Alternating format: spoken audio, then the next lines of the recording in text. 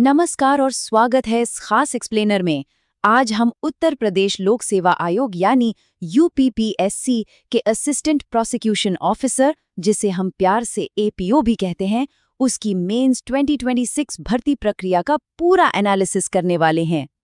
सरकारी क्षेत्र में एक पावरफुल और स्टेबल लीगल करियर की तलाश कर रहे कैंडिडेट्स के लिए ये चर्चा एक बहुत ही बेहतरीन गाइड साबित होने वाली है। अब जरा स्क्रीन पर दिख रहे इस नंबर पर गौर कीजिए, 182। जी हाँ, पूरे राज्य में लॉ ग्रेजुएट्स के लिए 182 बेहद डिमांडिंग वैकेंसीज उपलब्ध हैं।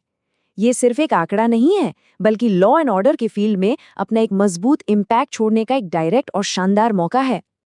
आज के इस एक्सप्लेनर में हमारा एजेंडा काफी क्लियर और क्रिस्प रहने वाला है। हम फटाफट कवर करेंगे कि ये एपीओ रिक्रूटमेंट अपॉर्चुनिटी आखिर है क्या, इसके लिए एलिजिबिलिटी और एज लिमिट्स क्या है, सिलेक्शन प्रोसेस और फीस का स्ट्रक्चर कैसा है, कौन सी तारीखें याद रखनी है, और फाइनली ऑनलाइन अप्लाई करने का सही तरीका क्या है। चलिए शुरू करते हैं। तो सबसे पहले बात करते हैं इस अपॉर्चुनिटी के स्कोप की। देखिए, जिन भी कैंडिडेट्स ने 22 मार्च 2026 का प्रीलिम्स एग्जाम सफलतापूर्वक क्लियर कर लिया है, उनके लिए ये लिटरली एक गोल्डन अपॉर्चुनिटी है।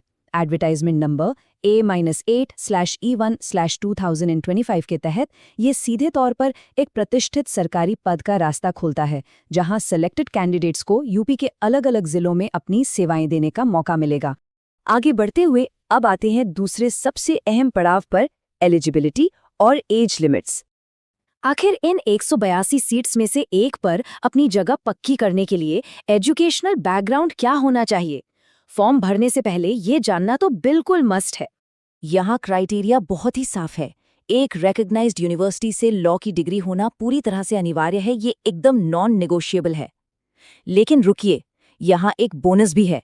अगर किसी कैंडिडेट ने टेरिटोरियल आर्मी में कम से कम 2 साल सर्व किया है या फिर उनके पास एनसीसी का बी सर्टिफिकेट है, तो उन्हें प्रेफरेंस मिलेगी।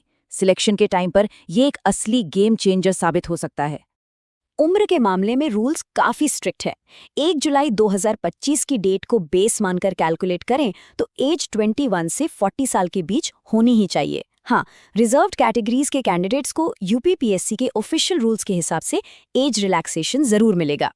एलिजिबिलिटी तो सेट है, अब देखते हैं कि सिलेक्शन प्रोसेस और फीस स्ट्रक्चर कैसा रहने वाला है। फाइनल सीट रिजर्व करने के लिए 3 मेन स्टेजेस से गुजरना होगा। पहला है रिटन एग्जाम, और कमाल की बात यह है कि मेंस फॉर्म भरने वाले कैंडिडेट्स प्रीलिम्स पास करके पहले ही आधा रास्ता तय कर चुके हैं। इसके बाद एक ऑफिशियल इंटरव्यू होगा और लास्ट में एक स्ट्रिक्ट डॉक्यूमेंट वेरिफिकेशन राउंड। बस ये 3 हर्डल्स और जॉब पक्की। फीस का ब्रेकडाउन भी बहुत स्ट्रेट फॉरवर्ड है। जनरल, ओबीसी और ईडब्ल्यूएस के लिए ये सिर्फ 125 रुपये है, SC ST और एक्स सर्विसमैन के लिए 65 रुपये और PH कैंडिडेट्स के लिए मात्र 25 रुपये। पेमेंट का पूरा प्रोसेस ऑनलाइन है, तो आप डेबिट, क्रेडिट कार्ड या नेट बैंकिंग से इसे फटाफट पूरा कर सकते हैं। चलिए अब बात करते हैं टाइमिंग की, जो कि सबसे ज्यादा क्रूशियल है। इस टाइमलाइन पर बिल्कुल बारीकी से नजर डालिए, क्योंकि एक्शन लेने का टाइम बहुत तेजी से कम हो रहा है।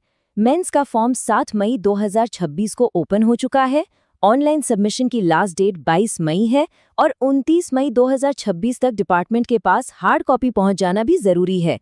सर्वर क्रैश या लास्ट मिनट की भागदौड़ से बचने के लिए वेट बिल्कुल मत कीजिए। फाइनली देखते हैं कि इस पूरे प्रोसेस को ऑनलाइन कंप्लीट कैसे करना है। बस इन सिंपल स्टेप्स को फॉलो करना है। सबसे पहले ऑफिशियल यूपीपीएससी पोर्टल पर जाकर अपने रजिस्ट्रेशन डिटेल्स के साथ लॉगिन कीजिए। अपनी इन्फॉर्मेशन वेरीफाई करके फॉर्म्स भरिए, फिर अपनी स्कैन्ड फोटोज और जरूरी सर्टिफिकेट्स अपलोड कर दीजिए। इसके बाद फीस पे कीजिए। हाँ, सबमिट बटन दबाने से पहले एक बार पूरे फॉर्म का प्रीव्यू जरूर कर लीजिए। और सबसे जरूरी बात, 29 मई तक भेजने के लिए और अपने फ्यूचर रेफरेंस के लिए हार्ड कॉपी का प्रिंटआउट लेना बिल्कुल मत भूलिएगा। तो ये था यूपीपीएससी एपीओ मेंस 2026 रिक्रूटमेंट का पूरा एनालिसिस। जो कैंडिडेट्स इस मौके के लिए पूरी तरह तैयार हैं, उन्हें अपनी प्रेपरेशन अब टॉप गियर में डाल देनी चाहिए। क्या ये 182 सीट्स किसी शानदार लीगल करियर की शुरुआत साबित होंगे? ये तो वक्त ही बताएगा। The full notification link is available in the description.